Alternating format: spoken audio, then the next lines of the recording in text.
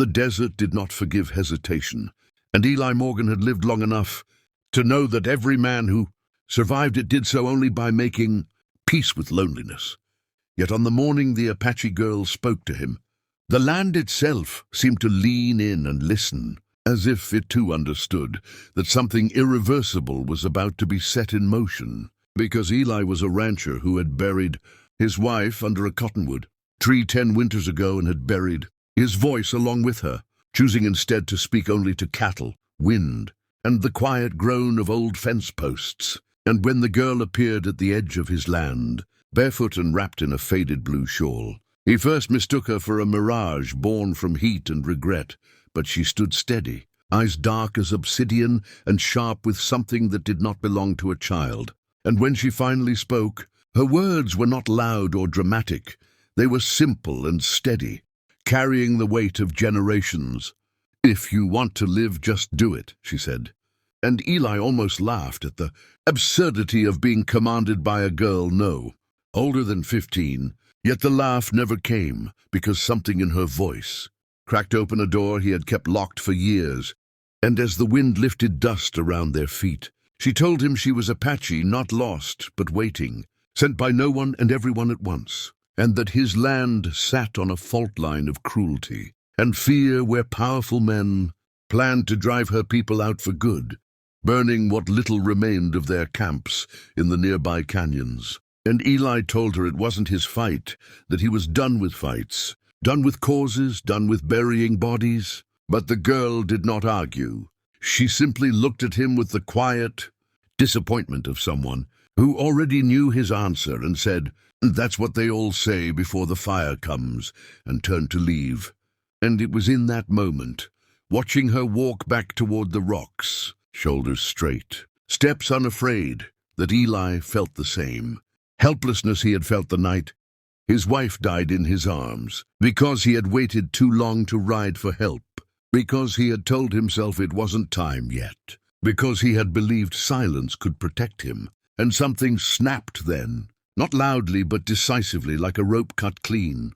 And he called after the girl, asking her name, and she said it once, Ayana, before disappearing into the canyon, leaving Eli standing alone with a truth heavier than any saddle he had ever lifted. Because deep down he knew she was right, that wanting safety without action was just another way of choosing fear. And over the next days, rumors reached him through traders and drifters that a private militia backed by railroad money was gathering. Men who called themselves law while carrying torches and rifles. Men who believed the land was empty because they refused to see who lived on it. And at night, Eli sat on his porch listening to coyotes and memories, turning Ayana's words over and over until they stopped sounding like a challenge and started sounding like permission. And when the first column of smoke rose from the far hills, he saddled his horse without ceremony, rode into town, and did something no one expected. He sold half his herd for weapons and supplies, not to build an army but to stand his ground. And when the sheriff warned him to stay out of it, Eli only said, "I already stayed out too long." And word traveled fast in the west, faster than gunfire, that the quiet rancher had chosen a side.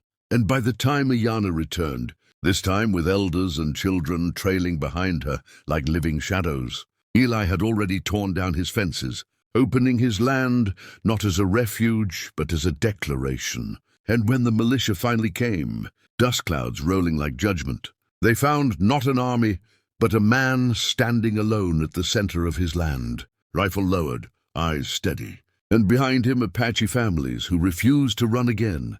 And what happened next would be argued about for years. Some said Eli fired first. Others said he never fired at all.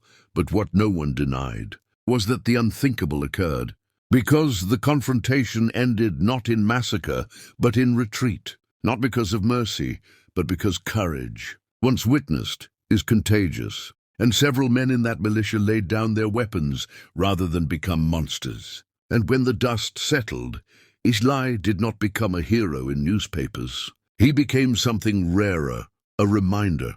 And Ayana stood beside him as the sun dipped low and said nothing, because she didn't need to.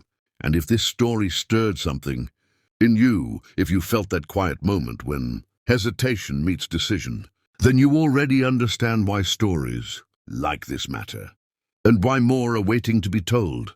So don't walk away like Eli almost did. Stay with us, subscribe to the channel,